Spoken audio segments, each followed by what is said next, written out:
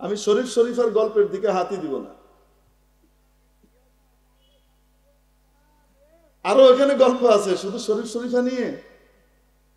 আরো কমপক্ষে 3টে গল্প আছে, যে 3টে গল্প আমি আপনাদেরকে দেখাতে পারি, যেটা ভয়ঙ্কর।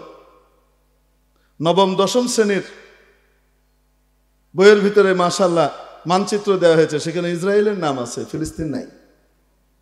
ফিলিস্তিনের গোটা অংশটা সহ ইসরায়েলকে দিয়ে দেওয়া হয়েছে। মাশাআল্লাহ, আমাদের সরকারের গোচরীভূত করা দরকার। এগুলো দেখুন, সংবিধান বিরোধী জিনিস। বাংলাদেশ অদ্যাবধি কখনো ইসরায়েলকে সাপোর্ট করে নাই, সমর্থন করে নাই, ঠিক কিনা? আমাদের পাসপোর্ট যদি আপনি এখনো খুলেন, মাঝে কিছুদিনের জন্য বাদ হয়েছিল এক্সেপ্ট ইসরায়েল, এখন আল্লাহর রহমতে আবার আছে। কিন্তু এক্সেপ্ট ইসরায়েল এটা এখনো আমাদের পাসপোর্টে আবার এসেছে, মাঝে কিছুদিন বাদ হয়েছিল হয়তো ভুলে। সর্বোচ্চ মহল এটা দেখার পরে আবার এটা ঠিক হয়েছে। তাহলে ইসরায়েলের সাথে আমাদের কূটনৈতিক কোন রকমের সম্পর্ক নাই, আমরা তাদেরকে স্বীকৃতি দিই নাই। তাদের ওখানে আমাদের বইয়ের ভিতরে কিভাবে ম্যাপ দেওয়ার সময় সেই ম্যাপের ভিতরে ইসরায়েলের নাম আসে, কিভাবে দাও? একটা দুটা না তো। আজকে আমি পাঠ্যসূচি এবং বই নিয়ে কথা বলতে বসিনি। যদি বসতাম তাহলে আপনাদেরকে আমি একদম বইটির সাথে করে এনে একটা একটা করে খুলে খুলে খুলে খুলে দেখিয়ে দেখিয়ে বলতাম, যেন বলতে না পারে যে হুজুররা খালি নিজেরা নিজেরা বলছে। কোথায় শরীফার গল্পের ভিতরে, শরীফার গল্পে কি কোথাও ট্রান্সজেন্ডার আছে? কিছুই তো নেই। কেন বলছে? একটি গোষ্ঠী শুধু শুধু দেশের পরিস্থিতি ঘোলা করতে চায়। বুঝলেন? উনারা পড়েনি নেই, চিলে কান নিল, কানের চিলের পেছনে দৌড়াচ্ছে ওনারা। দেখুন এই যে শরীফার গল্প, কোথায় এখানে ট্রান্সজেন্ডার? একটা শব্দ নিয়ে ট্রান্সজেন্ডারের। একটু আপনাকে গল্পটা শোনাবো। শরীফা বলছে, শরীফ সাহেব আর কি, শরীফা বলছেন, আমি জন্মগ্রহণ করলাম, আমার আব্বা আম্মা আমাকে ছেলে মনে করলেন, তারা আমাকে ছেলে মনে করতেন, ছেলেদের সাজ পোশাক কিনে দিতেন, কিন্তু আমার কাছে মেয়েদের ইয়েগুলো ভালো লাগতো। আমি একটু মেয়েদের সাজ পোশাক করতাম, এই জন্য আমাকে অনেক ধমক খেতে হয়েছে। তারপরে আমি খুব কষ্টের ভিতরে জীবন কাটাচ্ছিলাম, কারণ আমি তো একটা মেয়ে, আমি তো শরীফ, আমি শরীফা, আমি তো একটা মেয়ে। আসলে কি তো আমাকে কেন এরকম করতে দেওয়া হবে না, আমার স্বাধীনতা হরণ করা হচ্ছে। কিছুদিন পরে বছর 7 যখন হয়ে গেছে, তখন হিজড়াদের একটা দল সে পেয়েছে, সেই দলের সাথে সে ভিড়ে গেল। হিজড়াদের ভিতরে যাওয়ার পরে তার জীবনের পরম সুখ সে পেয়ে গেল, কারণ সেখানে কেউ তাকে খোঁচায় না, সে খুব খুশি আনন্দের সাথে আছে। এবং তাদের চলে কিভাবে, তারা ওই যে বিভিন্ন কাজ করে। সে একটা পর্যায়ে বলছে যে বিভিন্ন বাড়িতে নবজাতক হলে, শিশু সন্তান হলে সেখানে গিয়ে তারা মানে একটু আশীর্বাদ করে, আর আশীর্বাদ দেখে বাড়িওয়ালারা তাদেরকে খুশি মনে অনেক টাকা পয়সা দেয়। আব্দুল কাদের জিলানী।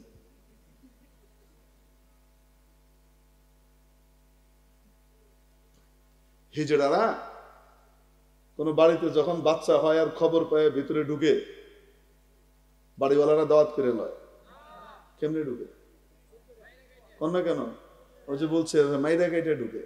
আচ্ছা, ঢুকার পরে কি করে? দোয়া কালাম পড়ে ফু দেয় আর সবাই টাকা দিয়ে দেয়, কারণ বাচ্চা লয়ে যাম গিয়া। করেন না কেন? এই যে হিজড়ারা, এরা বিপদগামী হিজড়া। অনেক হিজড়া আছে আমাদের অঞ্চলের ভিতরে, এলাকার ভিতরে বিভিন্ন বাড়িতে আছে, কিন্তু তারা কখনো উৎপাত করে না। যে সমস্ত হিজড়ারা উৎপাত করে না, তাদেরকে মানুষ খুব ভালো চোখে এবং সহমর্মিতার চোখে দেখে, ঠিক কিনা? আর কোনো ছেলে বা মেয়েও যদি উৎপাত করে, তাহলে তাকেও সমাজ ছেড়ে দেয় না, ঠিক কিনা? তো হিজড়া যদি উৎপাত করে, তাহলে হিজড়ার হওয়ার কারণে তাকে মানুষ রাগ করছে না, তার উৎপাত করার কারণে তার উপরে মানুষ বিষিয়ে যাচ্ছে, ঠিক কি ঠিক না? এটা বুঝতে হবে। এখন সে কি বলছে দেখেন, আপনি চিন্তা করেন বাস্তবতা কি আর এখানে লেখা হচ্ছেটা কি। হিজড়াদের মানে উৎপাতকারী হিজড়া, যারা বিপদগামী হিজড়া, এই সমস্ত হিজড়ারা যখন কি করে, দলবদ্ধ হয়ে কোনো বাড়িতে ঢুকে সেখান থেকে ছেলে বা মেয়েকে কেড়ে নিয়ে আসতে চায়, জোরাজোরি করতে থাকে, তখন কোনো মতে টাকা পয়সা দিয়ে তারা বাঁচে, ঠিক কিনা? এটাকে নাম দিচ্ছে, তারা গিয়ে আশীর্বাদ করে, মানে শরীফা গিয়ে কি করে, আশীর্বাদ করে, আর সেই আশীর্বাদে তাদেরকে কি দেয়, দক্ষিণা দেয়, সেটা দিয়ে তারা চলে। এটা হলো বইয়ের অংশ, পড়ে দিচ্ছেন। তারপরে শেষে কি আছে? তারপরে একদিন সেই মহামানবীর সাথে তার দেখা হলো, যে মহামানবী যিনি নিজে একটা মেয়ে কিন্তু নিজেকে কি মনে করেন, ছেলে মনে করেন। তারপরে তার সাথে দেখা হলো, এরপরে আরো কিছু আপার সাথে দেখা হলো, এরপরে তাদের কিছু আলোচনা সামনে আছে। আচ্ছা বলেন তো দেখি, একজন মানুষ একটা রচনা লিখছে, রচনাটা শুনেন আপনি। গরু একটি ভয়ঙ্কর হিংস্র প্রাণী। সে প্রতিদিন এক দুটো করে ছাগল, হরিণ, ভেড়া, মোষ ইত্যাদি শিকার করে এবং ভক্ষণ করে। গরু একটি মাংসাশী প্রাণী, বড় সাহসী এবং দাপটী প্রাণী। স্রোতের বিপরীতে সাঁতার কাটতে সে পছন্দ করে। এই গরু এমন ভয়ঙ্কর সাহসী এবং শক্তিমত্তার অধিকারী, তাকে দেখে জঙ্গলের পশুরাজ, সিংহ এবং হাতিও কম্পমান থাকে, তাকে সমীহ করে চলে, সহজে তাকে ঘাটায় না। এই যে পুরো বিবরণটা পড়লেন আপনারা, ডেসক্রিপশন, এটা গরু কি? বাঘ। ডেসক্রিপশন কার? বাঘের। নাম দেওয়া হয়েছে কি? তো বাঘের জায়গাতে গরু লিখে সব খাচ্যতার স্বভাবগুলো দেওয়া হলো, পরিচয় দেওয়া হলো বাঘের, আর নামটা দেওয়া হলো কি?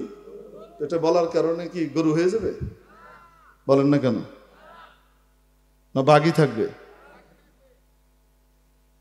শরীফা একে চিত্রিত করা হচ্ছে যে সে হিজড়াদের ট্রান্স। বিবরণটা কিসের দেওয়া হয়েছে? ট্রান্সজেন্ডারের। কারণ একটা ছেলে নিজেকে কি মনে করছে? মেয়ে মনে করছে। তো এটা কি হিজড়া না ট্রান্স? তার সমস্যা কি হিজড়ার মতো শরীরে না মাথায়? মাথায়। কিন্তু তাকে হিজড়া হিসেবে চালিয়ে, হিজড়ার জন্য যে লোকজনের সিম্প্যাথি আছে, আমরা যেমন হিজড়াকে খুব সহমর্মিতার দৃষ্টিতে দেখি, আহা পৃথিবীর কত সুখ থেকে সে বঞ্চিত, ঠিক কিনা? আমরা যে দেখি, ওই সিম্প্যাথিটাকে ট্রান্সজেন্ডারের দিকে ট্রান্সফার করবার জন্য ভয়াবহ চক্রান্ত করা হয়েছে এই গল্পের ভিতরে। ওরা কি সকলকে গরু মনে করে নাকি? শিক্ষা ব্যবস্থার এখানে দায়িত্বে যারা আছে,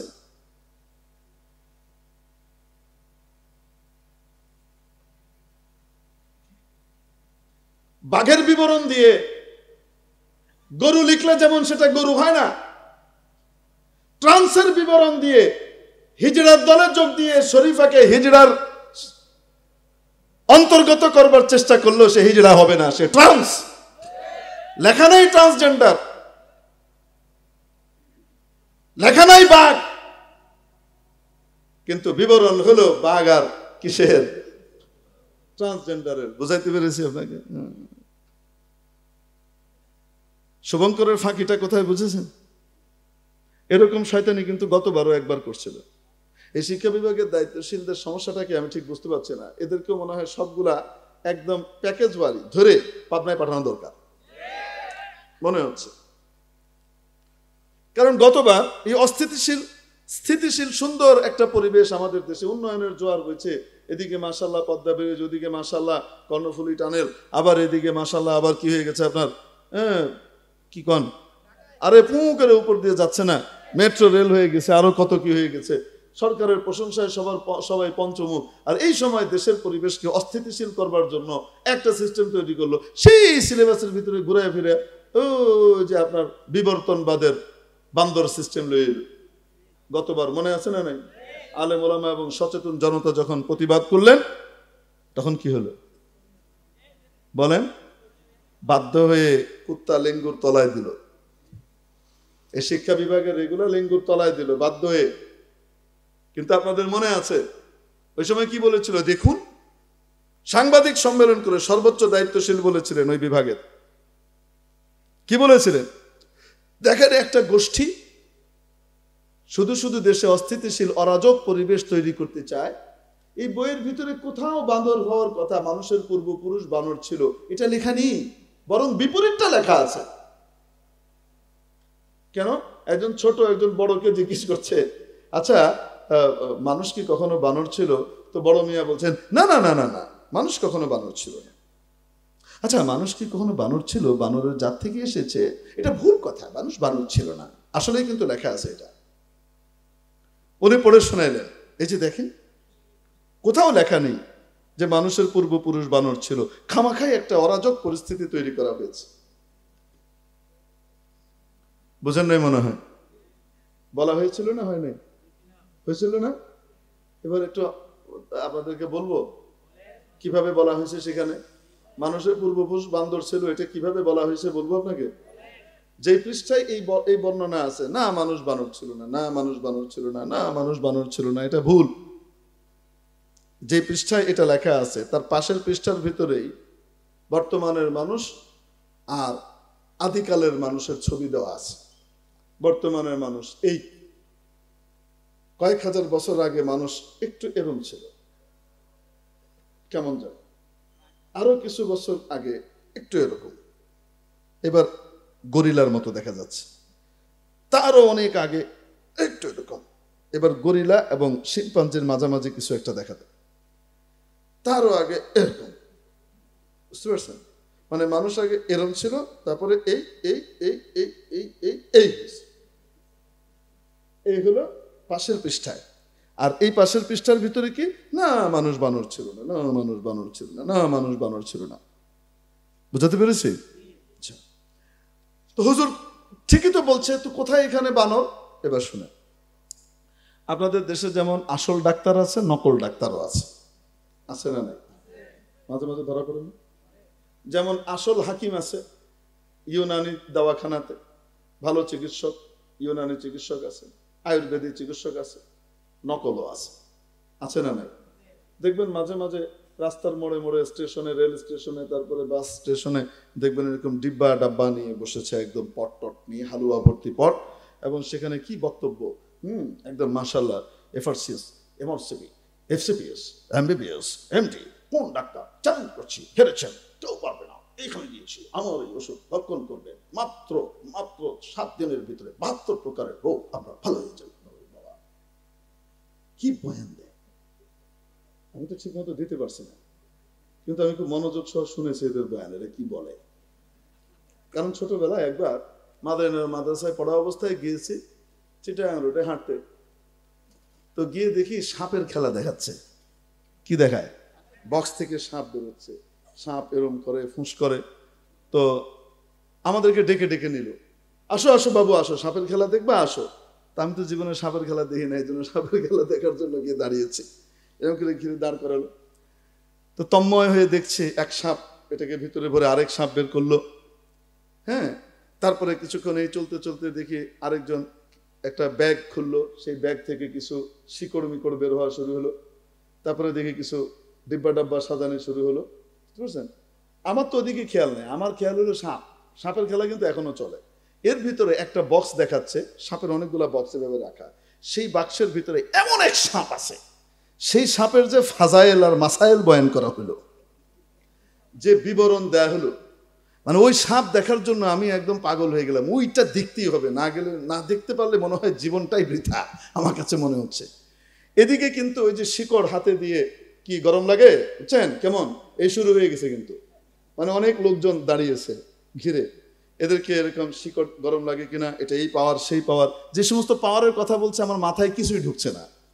কারণ আসলে ওই পাওয়ার বোঝার মতো বয়সই তো আমার হয় নাই, আমি তখন 9-10 বছরের বালক, আর এই জিনিস দেখছি কি কি পাওয়ারের কথা বলছে। হ্যাঁ, এই রাজা হয়ে থাকবে, এইভাবে সেইভাবে অনেক বর্ণনা দিচ্ছে, এই ঘন্টা কি কি কি কি বলছে, মানে এগুলো তো সব বুঝছি না।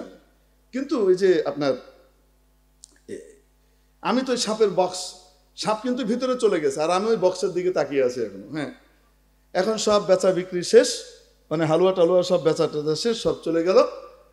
আমি মানে আসলে এমন বোকা, মানে সারল্যই বলতে হবে আর কি, কারণ আমার বাবা মা কারোর সাথে আমাদেরকে মিশতে দিতেন না, বিশেষ কিছু জায়গাতে মিশতে দিতেন যেন কোনো রকমের বাজে প্রভাব আমাদের উপর না পড়ে। খুব ভালো মানুষদের সাথে মিশার ব্যবস্থা করে দিয়েছিলেন। তো এখন সব চলে গেছে, তারা গাঠটি উস্কে বেঁধে যায়। আমি বললাম, ভাই ওই সাপটা একটু দেখাবেন না? বাইরে এমন একটা ঝাড়ি আমাকে দিছে, আমি জীবনে ওই ঝাড়ি ভুলবো না।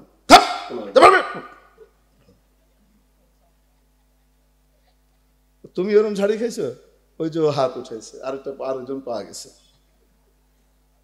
তো এরকম এই যে জড়িবুটি বিক্রি করলো, এগুলার কোনো হাকিকত আছে না বাটপারি? বলেন না কেন? এইরকম এক বাটপার ডাক্তার, কিছু কিছু কিন্তু ভালোও আছে, আমি একদম বলবো না যে সবাই বাটপার, কিছু ভালোও আছে। হ্যাঁ, এরকম ওষুধ মষুধ বানিয়েছে। এখন বলেন আসলে কি ওটা ওষুধ না খামাখা ফালতু জিনিস? তো এটা 2-3 দিন 4 দিন 10 দিন পরে ধরা পড়ে যাবে না যে এটা কোনো কাজ হয় না, খামাখা লেকচার। এখন এই বাটপার একটা বুদ্ধি বের করেছে। বুদ্ধিটা হলো এমন একটা সিস্টেম করব যেন ওষুধের দোষ না, যে খাইছে তার দোষ। তো ওটা কিভাবে? সে ওষুধটা দেওয়ার সময় বলতো যে আপনার 4th গ্রেডের ক্যান্সার, নো প্রবলেম, আপনি মাউন্ট এলিজাবেথ থেকে ফিরে এসেছেন, কোনো সমস্যা নেই। হ্যাঁ, আমার এখানে একদম পুরো এই ওষুধটা খাবেন, আপনি 1 মাসের ভিতরে পরিপূর্ণ সুস্থ হয়ে যাবেন, কোনো সমস্যা নেই। এটা স্বপ্নে পাওয়া ওষুধ, অনেকেই ভালো হয়েছে, অনেকের ছবিও দেখালো, এই যে দেখেন অনেকেই ভালো হয়েছে, আপনি ভালো হয়ে যাবেন, কোনো অসুবিধা নেই। তবে একটা শর্ত আছে, সেই শর্তটা হলো এই ওষুধটা যখন খাবেন আপনি কোনো ক্রমেই আপনার মাথায় বাঁদরের কল্পনা আসতে পারবে না। যদি কোনোভাবে আপনার মাথায় বাঁদরের কল্পনা আসে তাহলে কিন্তু এই ওষুধ কার্যকারিতা হারাবে, আর কাজ করবে না। বোঝাতে পেরেছেন? এটা হলো শর্ত এই ওষুধ ব্যবহারের। বলেন তো দেখি, দুনিয়াতে যত মানুষ ওষুধ খায়, যেই লাইনেরই ওষুধ খান, কোনোদিন মাথায় বান্দর আসে? কন্যা কেন? কোনোদিন বান্দর আসে না। এখন যখন এই শর্ত দিয়ে দিয়েছে, এ বেচারা যখনই ওষুধের ডিব্বা খুলে সাথে সাথে মাথায় কি ঢুকে? তো বুঝে থাকলে বলেন তো দেখি, এই বেটা যে মাথা থেকে বাঁদর বের করতে কথা বলছে, যে বাঁদর মাথায় আসতে পারবে না, এই বেটার উদ্দেশ্য কি মাথা থেকে বাঁদর বের করা না বাঁদর ঢুকানো? বলেন না কেন? ঠিক তেমনি ভাবে এই এই এই এই এই মানুষ কি বানর ছিল? না, বানর ছিল না। বানর ছিল না, বানর ছিল না। বানর ছিল না, বানর ছিল না। এই যে না ছিল না, এটা দিয়ে উদ্দেশ্য কি বানর মাথা থেকে বের করা না ঢুকানো? শয়তানি বুঝিনি আমরা। আল্লাহর রাস্তায় আর ফাইজদামি গুলা করেন না, শিক্ষা বিভাগের অধিদপ্তরের কর্মকর্তারা, আল্লাহর রাস্তায় আর করেন না, আমাদের জাতিকে আর ধোকা দিয়েন না। এই ট্রান্সজেন্ডারের নামে সমকামিতার পথ সুগম করে এদেশকে অভিশাপের নগরীতে পরিণত করেন না। আল্লাহ তাআলা সকলকে হেদায়েত দান করেন। আর যদি আল্লাহ না করুক সোজা হইতে না চান, সোজা আঙুলে যদি ঘৃণা ওঠে, আঙুল কিন্তু বাঁকা হবে ইনশাআল্লাহ। সেটার জন্য দায় আমাদেরকে দিয়েন না। আসসালামু আলাইকুম ওয়া রাহমাতুল্লাহি ওয়া বারাকাতুহু। আল্লাহুম্মা